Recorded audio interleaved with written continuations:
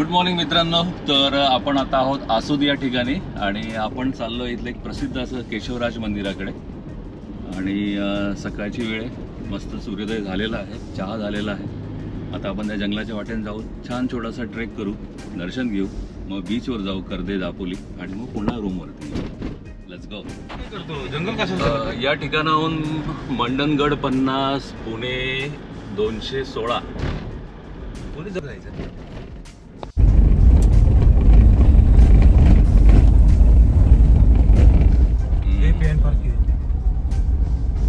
आपण आलेलो आहोत केशवराज या ठिकाणी आणि असा गावाचा रस्ता हा सीन आहे. गाडी पार्क केली आणि आता आपण जाऊया मंदिराकडे. खरा ट्रेक सुरू होईल आता. या छतावर जे दिसत आहे त्या सगळ्या सुपाऱ्या अशा सुकत घातलेल्या त्यांनी. हे मोठी जे बियाणं आहेत ते सगळं. आणि हे टिपिकल कोकणी वाडीचं घर. हे आहे केशवराज मंदिर, श्री गणपती मंदिर, आसूद बाग, दाबके वाडी हा त्याचा ॲड्रेस. चला.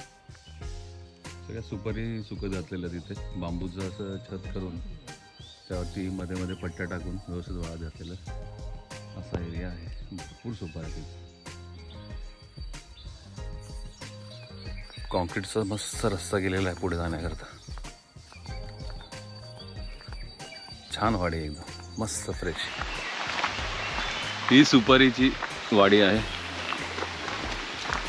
संपूर्ण सुपारीची बाग आहे. आणि शेजारी पाटाचं पाणी.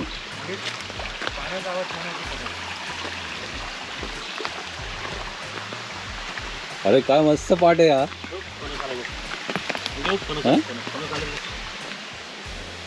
झाकून ठेवले वरती ना वरती एवढं मोठं प्रचंड झाडे बघतो पण त्याचे. अरे एप्रिलला आलो ना तर आंबे आणि फणस खूप मिळतात. त्या स्मेल आहे ना आंब्याचा आणि फणसाचा स्मेल आहे ना असा असला जबरदस्त येतो इथे. त्या प्रमोदच्या इथे समोर दाराला ते फणसाचं झाड बनलंय, भारी आहे ना.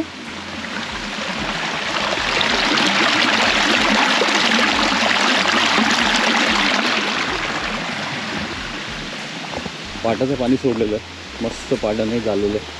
सुपारीच्या प्रचंड बागा.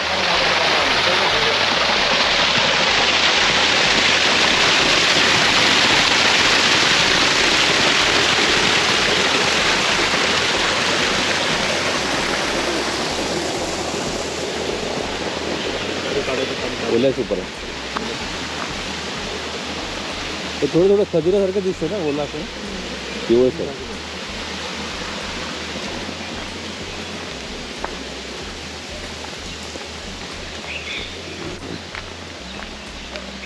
काय सुंदर वाडी आहे रे. आणि एकदम थंडगार. उन्हाळ्यात फुल AC हा? दुपारच्या वेळेस आहे ना असलं मस्त गार वाटतं ना इथे. मम्मी दिसतोय का तू? आला का बाप्पा? कुठे आला? खाली जायचंय, सरळ जायचंय. प्रचंड अशी शिळा, संपूर्ण सुपारीच्या बागा. हे फणस जे मगाशी बघायचं होतं आपल्याला, हे आहे फणस. फणसीच झाड मस्त सूर्योदय होतं. आणि आता आपण मंदिराकडे. हे अंदाजे किती रे? 1 किलोमीटर का 1.5 किलोमीटर?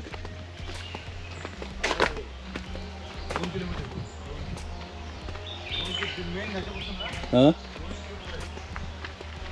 बऱ्याच वेळानंतर ठिकाण दिसतं चहा नाश्त्याचं. अजून उघडलं नाही. हां,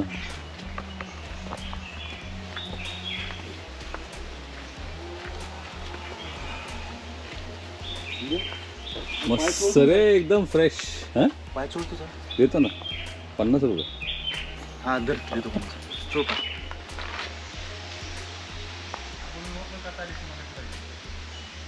अशा टप्पे पुढे केलेले आहेत, मोठे छान पायऱ्या केल्या, त्याला प्लास्टर वगैरे करून, कारण पर्यटकांसाठी केलं आहे. आपण फार सकाळी आलेलो आहोत. आता शनिवार रविवार इथं अशी प्रचंड गर्दी असते.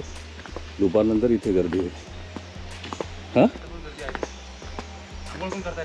कुठे जाऊया ना मग आंघोळीला? अरे पावसाळ्यात यायला पाहिजे रे. इथे दिसणार नाही, समोर हे दगड ते वरनं येणारं पाणी असं ओढा मस्त पैकी येतो. आणि आता आपण मंदिर परिसराजवळ आलेलो आहोत.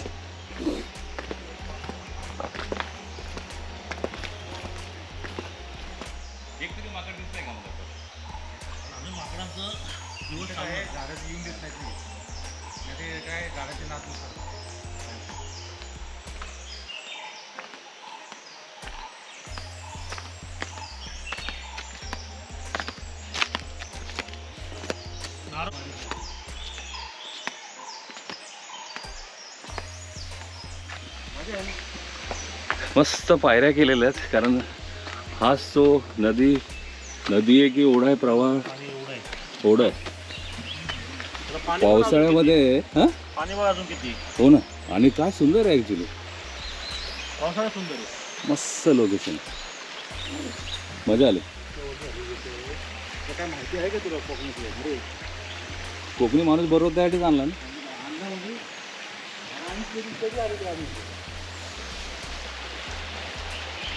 मस्त.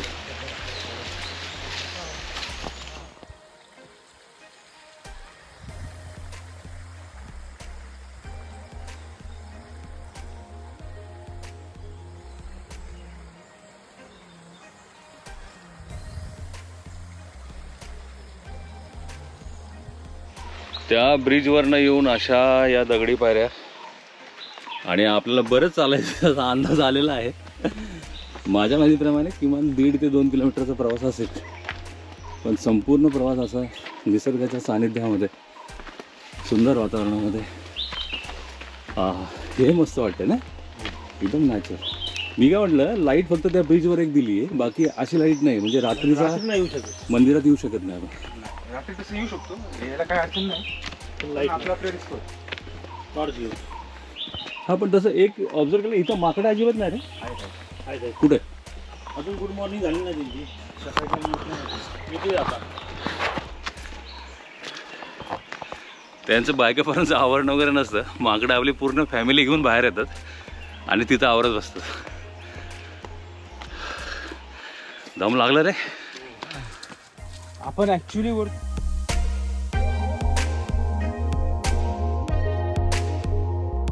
एक पर्यायी रस्त्याचं काम चालू आहे, आणि हा त्या गावातनं असं फिरून येतो. थोडीशी पार्किंगची व्यवस्था केली, आणि मगाशी आपण ज्या पायऱ्यांवरनं वर आलो त्याला हा पर्यायी मार्ग आहे.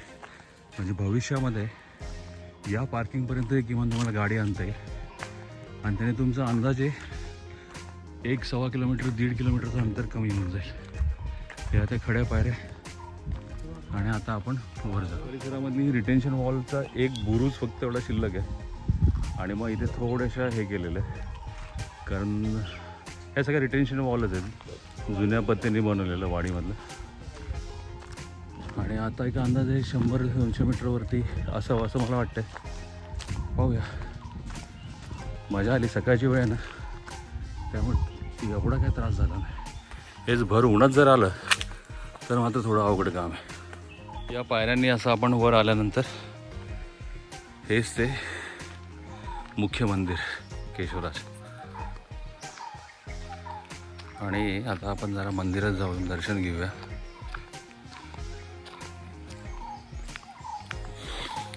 इथे नवीन बांधकाम चाललेलं दिसतंय. चप्पल बूट बाहेर काढून मंदिरात जाणे काढल्या.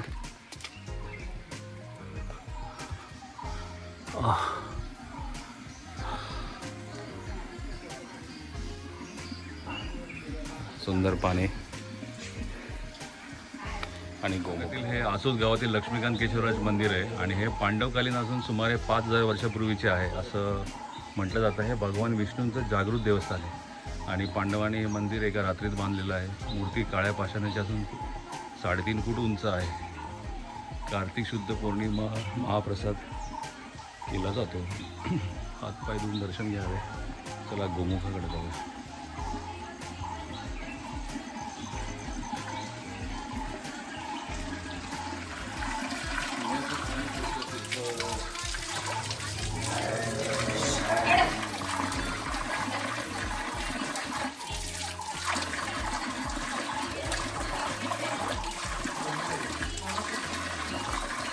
गोमुख आहे, हे पिण्याचं पाणी आहे, आणि केशवतीर्थ सुद्धा आहे. पिण्याचं पाणी केशवतीर्थ या झऱ्याला गोमुखाद्वारे इथे आणलं. इथे मस्त दगडी असं घंगाळ केलेलं आहे, त्यात पाणी जमा होतं, आणि उरलेलं पाणी या टाकीत जातं. तिथून पुढेच हे मुख्य मंदिर.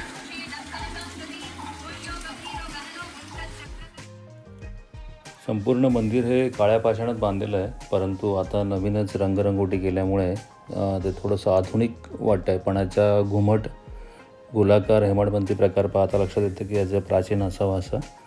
आणि मंदिराच्या मुख्य गाभाऱ्यामध्ये असणारी ही केशवराज मूर्ती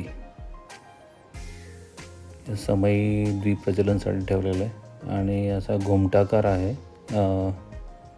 डाव्या बाजूला हनुमान, वरती गणपती बाप्पा, उजव्या बाजूला गरुड आहे. आत मंदिर, छत असं गोल घुमटाकार आहे. मंदिराच्या चोहूबाजूने जांबा दगडातली अशी मस्त तटबंदी केली. त्याचं बांधकाम या ठिकाणी थोडंसं कमकुवत झाल्यामुळे ढासळलेलं दिसतंय. आणि ही बाजूला सुपारीची छोटीशी बाग आहे. समोर शेड केलेलं आहे आणि ॲक्च्युली इथे जागा खूप कमी असल्यामुळे आपल्याला मंदिराचा कळस पाहता येत नाही आहे. केशवराज मंदिराच्याच प्रांगणामध्ये आता गणपतीचं एक नवीन मंदिर बनवण्यात येत आहे. मूर्तीवर अंदाज येईलच की एक प्राचीन मूर्ती आहे. त्याचं मंदिर नव्याने स्थापन करण्यात येतं, म्हणजे नवीन बांधकाम काम अर्धवट आहे. होईल.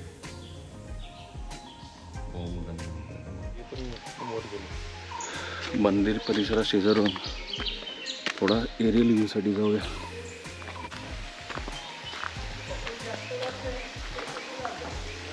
असं हे मंदिर आहे. गुरुजी आता आलेले आहेत. आता अभिषेक करण्यात येईल.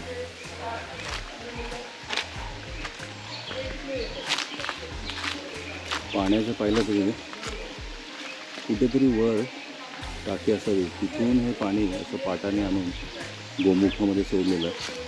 आणि हे मंदिर आहे. ते गोमुख ज्यातनं पाणी येतं आहे आणि ते एका पाटाद्वारे आणलेलं आहे. रस्ता बंद केला आहे पण अतिशय सुंदर असं दगडी चॅनल्स क्रिएट केले दगडाचं आणि त्या चॅनलमधून ते पाणी वरनं आणलेलं बरंच वरती जंगलातून ते पाणी अशा प्रकारे. आणि मग ते इथे पुन्हा गोमुखद्वारे आपल्याला प्राप्त होतं. विष्णवे नमः. आता केशवराज मंदिराचा निरोप घेऊन आपण वाडीमध्ये जाऊया आणि कोकणी पद्धतीचा नाश्ता करूया. चला. छान पाऊलवाट आहे.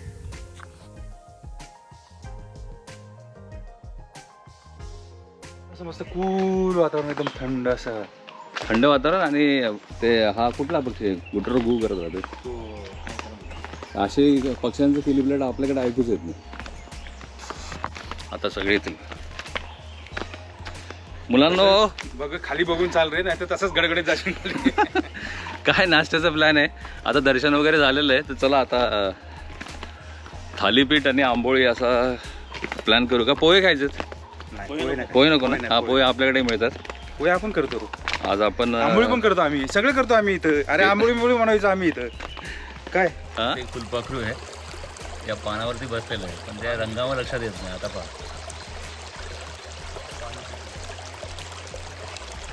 आणि त्यांनाही ताण लागते बहुतेक. ते पाणी पिते शांतपणे. ओम नमः शिवाय.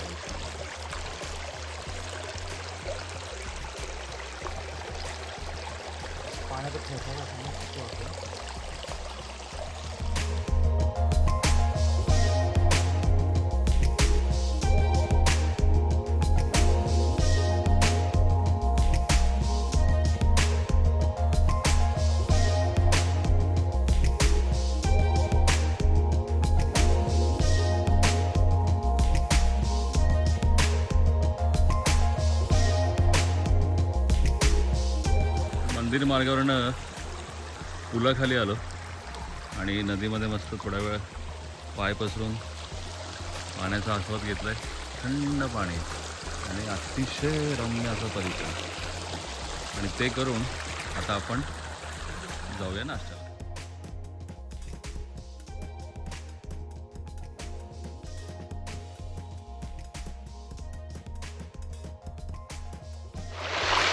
मित्रांनो, हा मंदिराचा वरचा मार्ग आणि त्यानंतर हा पूल. तर पूल सोडून आम्ही खाली आलो आणि नदीपात्रामधनं प्रवास करत करत आता आपण पलीकडे जाऊया.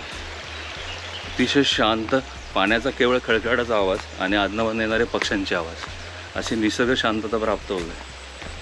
खऱ्या प्रकारे मेडिटेशनसाठी जे म्हणतो ना आपण आयडियल स्पॉट तो आहे. आणि समोर जर तुम्ही पाण्याचं पाहाल ना तर अप्रतिमच. आहे का, तासन तास बसू शकतो इथे. पण आता लागली भूक, त्यामुळे आता निघूया नाश्त्याकडे. ओम नमः शिवाय विष्णू नमः. मग पूल तो आणि मग त्या हा जाऊया. म्हणून का पारस म्हणजे त्या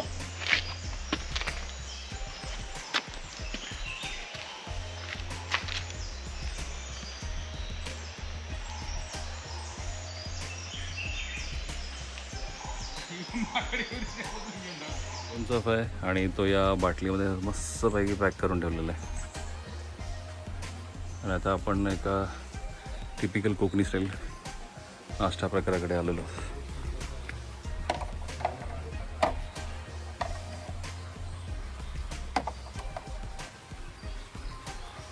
या प्रकाराचं नाव पाणगी असं आहे आणि साजूक तूप, मिरची, लोणचं आणि याला पानगी म्हणतात. आता हा काय पदार्थ आहे ते आपण पानावरती केळीच्या पानावर सर्व केलेलं आहे. सर नाही शिजवलं जातं. शिजवलं जातं. अच्छा, मग आता हा नितीन शेट टेस्ट करतील आणि आपल्याला सांगतील कसा झाला. जाधव साहेब, तुम्ही थोडं ट्राय करून पहा बरं.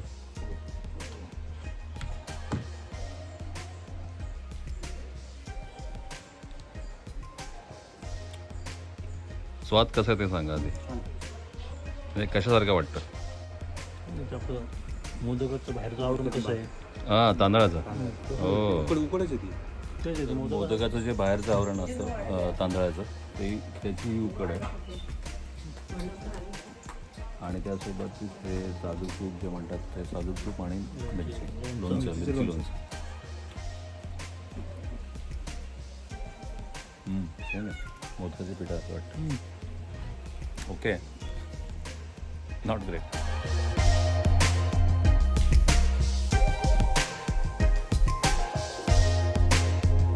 चटणी बिटी बनवतो मस्त पैकी. तर ॲक्च्युली दर अतिशय कमी होते. म्हणजे आम्ही 3 जे आयटम्स पाहिले, पाणगी, थालीपीठ आणि नंतर आंबोळी, या तिन्हीचे मिळून केवळ 100 रुपये झाले होते. पण क्वांटिटी तेवढीच कमी होती. म्हणजे 30 रुपयाचा जो आयटम होता, आम्ही हे प्रत्येकी एक आयटम खायला हवे होते. 3 आयटम घ्यायला हवे तरच ते पोटभर नाश्ता झाला असता. असो, आता आपण पुन्हा बीचवर जाऊया आणि बीचवरती नाश्ता करूया. हा ॲक्च्युली लाडघरचंच आहे, समुद्रकिनारा. आता भरतीची वेळ असल्यामुळे इथे आहे बीच आहे. चालण्यात पण जागा आहे अजूनही. अत्यंत सुंदर असा हा दृश्य.